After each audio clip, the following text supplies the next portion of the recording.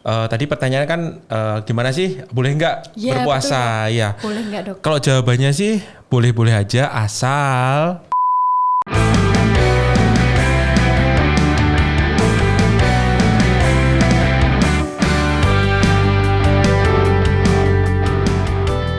Halo sobat sehat semua, jumpa lagi dengan saya Dr. Fatia dari Klinik Ardan. Nah, saat ini saya sedang bersama dokter spesialis objin di Klinik Arda atau pemilik Klinik Arda juga, yaitu Dr. M. Zaki Arda SPOG. Halo dok. Halo, assalamualaikum. Waalaikumsalam warahmatullahi wabarakatuh. Apa kabar dokter? Alhamdulillah baik. Alhamdulillah baik ya dokter ya. Sebentar lagi nih kita akan memasuki bulan puasa ya dok ya. Ya betul sekali. Dokter sudah siap-siap belum dok?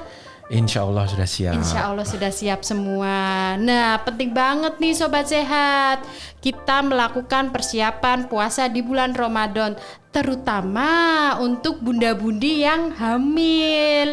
Di sini hari ini kita akan membahas beberapa topik mengenai persiapan kehamilan di bulan suci Ramadan, persiapan puasa terutama untuk ibu-ibu hamil. Untuk itu nanti kita akan kupas tuntas bersama dengan Dr. Zaki. Siap dok? Insya Allah siap. Insya Allah siap. Oke, ini yang pertama nih yang mungkin banyak jadi pertanyaan untuk sobat sehat dan bunda-budi semua nih dok nih.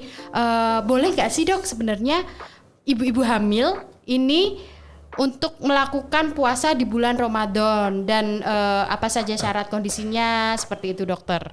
Oke baik.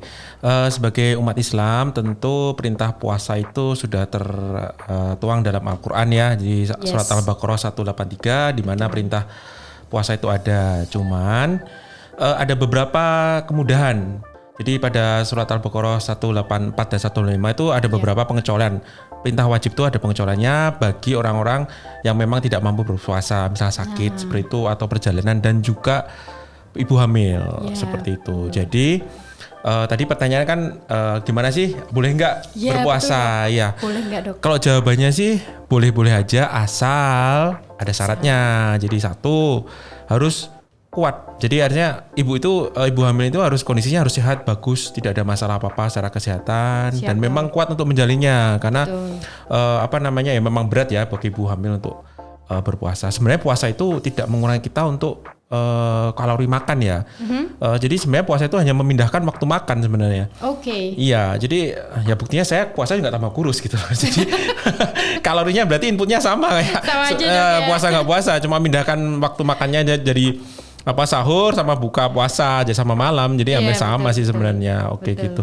Jadi kalau jawaban singkatnya boleh nggak ibu hamil berpuasa? Boleh. Cuman ada syarat-syaratnya. Oke, apa saja nih dok syarat-syaratnya untuk ibu hamil boleh berpuasa? Mungkin kandungannya atau ada kondisi-kondisi tertentu dokter? Oke, syarat-syaratnya ya. Jadi untuk ibu hamil itu bisa berpuasa, tentu kondisi kehamilannya harus bagus. Oke, satu. Jadi diperiksakan dulu kehamilannya, pemeriksaan dengan dokter kandungan di USG.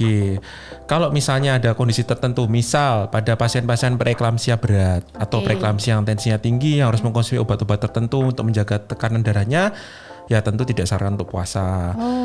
Kedua, pada pasien hamil tapi dengan bayinya kecil atau IUGR. Jadi bayinya kecil, lebih kecil dari umur kehamilannya, ketubannya sedikit. Nah itu ibu-ibu itu harus konsumsi kalorinya harus lebih, dan kedua harus konsumsi rehidrasi atau minumnya harus lebih. Jadi tidak disarankan untuk puasa.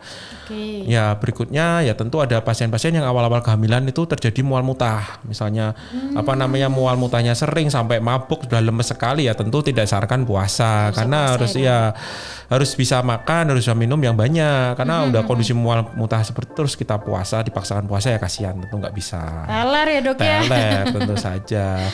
Terus berikutnya ya tentu misalnya ada kondisi tertentu yang memaksa ibu tuh harus beristirahat, misalnya pada hamil awal terus terjadi perdarahan seperti itu, yaitu tidak disarankan untuk puasa. Bisa terjadi perdarahan, baik perdarahan pas hamil awal atau trimester kedua atau ketiga, bisa perdarahan yang banyak seperti itu kan harus konsumsi obat tertentu, itu ya tidak disarankan untuk puasa. Dan berikutnya ya tentu kalau ibunya memang tidak kuat, misalnya memang sudah hamilnya besar dan ya seperti kita tahu ya kalau ibu hamil itu kan rasanya pengen nyemil-nyemil, pengen makan, cepat haus.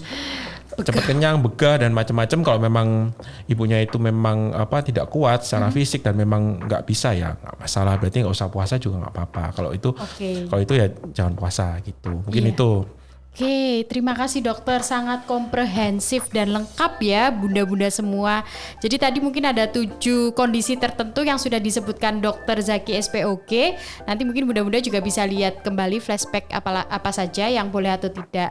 Nah selanjutnya dok, misal nih dok, bunda-bunda kita semua di sini ingin puasa dok, itu syarat kecukupan nutrisinya bagaimana dok? Gitu. Oke gini, jadi untuk kecukupan nutrisi ya, jadi kecukupan nutrisi itu biasanya kita ukur dengan kalori. Nah, rata-rata wanita itu membutuhkan kalori sekitar 25 kalori per kilogram berat badan. Jadi kalau misalnya beratnya kira-kira 60 kilo, itu berarti kebutuhan kalori ada 1.500 kalori 1.500 per hari. Ya, cuman untuk ibu hamil itu biasanya ditambahi sekitar 300 kalori atau kilokalori ya. Itu tambah sekitar 300. Berarti misalnya trimester pertama ya berat ibu sekitar 60, itu berarti kecukupan kalorinya ada sekitar 1.800 kalori. Jadi dari 1.500 tambah 300 tadi ya sekitar 1.800 kalori. Terus kedua, kalau udah masuk trimester kedua itu kan berarti beratnya naik ya. Rata-rata kenaikan berat badan ibu itu antara 8 sampai 12 kilo dalam selama kehamilan. Kalau trimester kedua itu rata-rata kebutuhan kalori yang dibutuhkan sekitar 2.200 karena pasti berat ibunya naik dan bayinya tambah besar ya, sekitar 2.200 kalori. Siap. Kalau trimester ketiga itu lebih tinggi lagi sekitar 2.400 kalori. 2.400. Seperti itu. Ya. Kalau kita makan ya kecukupan gizinya gimana? Ya tentu kalau ibu hamil makan itu ya sama 4 sehat 5 sempurna biasa ya. Cuman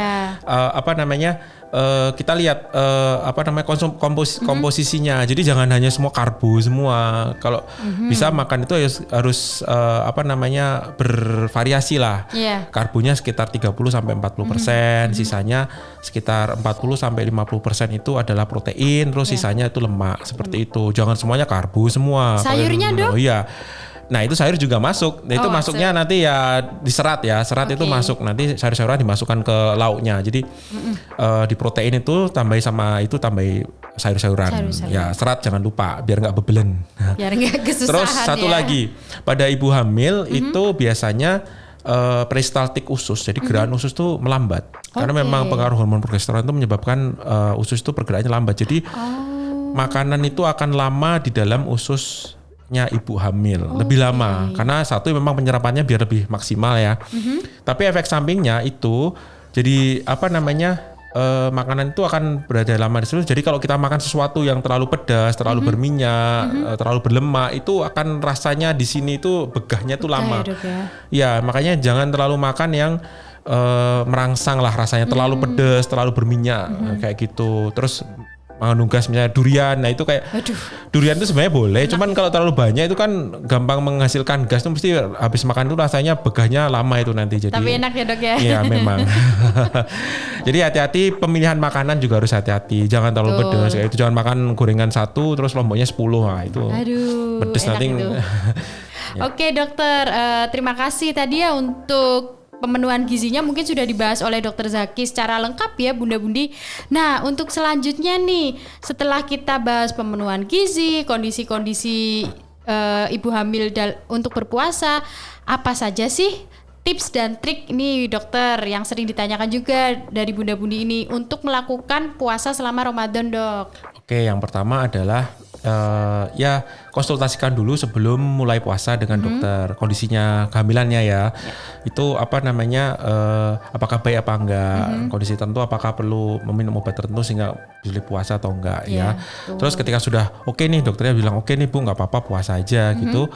Ya kedua harus itu tadi, konsumsinya harus diperhatikan jumlah kalorinya. Jadi sahur, buka sampai makan malam dilihat kalorinya udah cukup apa belum dimakan. Ya seperti saya kemukakan tadi. Terus berikutnya adalah kecukupan minum. Saya mungkin tadi lupa sebutkan ya. Jadi minum rehidrasi itu kira-kira sehari 8 gelas atau sekitar 2 liter. Kan satu gelas sekitar 250 cc itu.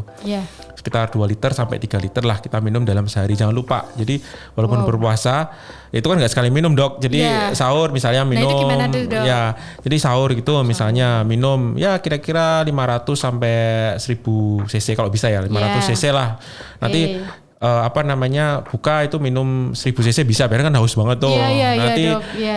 tengah-tengah itu sambil minum habis taraweh gitu, gitu Dok. ya, minum lagi lah sekitar 500 cc 500 lagi kan cc. sudah terpenuhi sekitar 2000. 2000. Iya. Ya.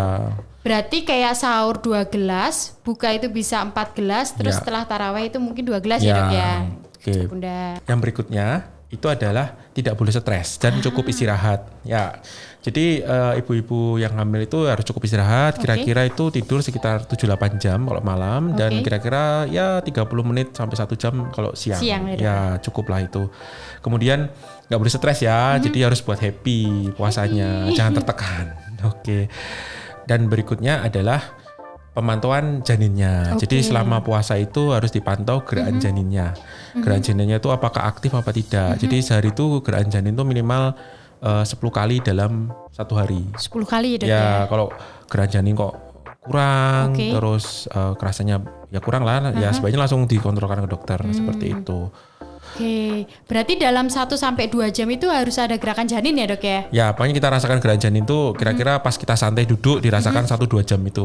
Kalau udah terpenuhi 10 kali ya sudah cukup. Oke, siap. Sangat komprehensif. Nah ini Dok, satu lagi Dok. Kan banyak di antara bunda-budi kita itu yang olahraga Dok. Kalau selama bulan puasa untuk ibu hamil itu baiknya olahraga kapan Dok? Ya, olahraga tentu ya sebenarnya disarankan untuk ibu hamil ya. Sebenarnya olahraganya kapan ya bisa kapan aja. Cuman ya ingat ya karena puasa ya hati-hati bisa dehidrasi nanti. Ya silakan olahraga sebisa mungkin misalnya pagi gitu olahraga. Yang ringan-ringan aja, jalan kaki sebentar, puter kayak gitu atau peregangan itu boleh-boleh saja. Oke. Berarti kalau saya simpulkan olahraga yang tidak menyebabkan dehidrasi sama yang ringan-ringan aja ya Dok ya. Yang bikin lemes karena kan ibu hamil gitu loh. Iya betul sih. Udah belum tidak hamil aja capek apalagi ibu hamil ya Dok. Betul. Atau olahraganya kalau menjelang mau buka puasa sore-sore itu sambil jalan bisa kan kalau haus lapar langsung bisa nanti tunggu sebentar lagi udah buka puasa. Iya betul sekali. Oke, terima kasih banyak Dokter Zaki atas tips trik, masukan, persiapan ibu hamil selama bulan puasa ini ya Dok. Sangat komprehensif sekali. Mungkin bisa diaplikasikan ke bunda-budi semua untuk menyongsong bulan suci Ramadan ini. Tapi perlu diingat kalau hukumnya berpuasa untuk ibu hamil itu tidak wajib ya Dok ya. Ya betul. Bisa ada ruksoh ya Dok ya? Ada ruksohnya. Ada ruksoh atau keringanan dari Allah. Jadi jangan dipaksakan ya Dok. Betul sekali. Yang paling utama kesehatannya dulu ya Dok kesehatan ibu dan janin paling utama. Nanti kalau misalnya memang dicoba puasa kan dicoba dulu. Tiap orang kan kekuatannya masing-masing. Kalau memang kuat ya lanjut aja karena banyak pasien saya yang puasa dan enggak masalah. Cuman ada beberapa yang memang enggak kuat ya sudah enggak masalah. Wah, luar biasa. Oke. Terima kasih banyak Dokter. Terus tadi apabila bunda-budi menemukan ada hal-hal yang sepertinya tidak bisa dilakukan untuk puasa atau selama puasa ada gangguan, mungkin bunda-budi semua bisa langsung konsul ke klinik Arda yang terletak di Jalan Tegal Turi nomor 44 ya Dok ya, Giwangan, Yogyakarta. Bisa ketemu dengan Dokter Zaki atau Dokter Zaki Arda, SPOG atau dengan Dokter SPOG kami. Kita juga ada Dokter SPOG yang perempuan ya Dok. Ya, ada Dokter Tias SPOG dan ada satu lagi Dokter Nungki SPOG gitu. Untuk jamnya mungkin ada perubahan sedikit ya Dokter ya. Nah nanti mungkin bunda-budi atau sobat sehat semua bisa cek di IG-nya Klinik Arda dan lakukan reservasi di sini nih bunda-budi semua. Nah karena kesehatan itu adalah hak semua orang, maka di Klinik Arda sehat untuk semua. Terima kasih. Kesehatan kita, Klinik Arda selalu di hati. Sepenuh hati, sehat untuk semua.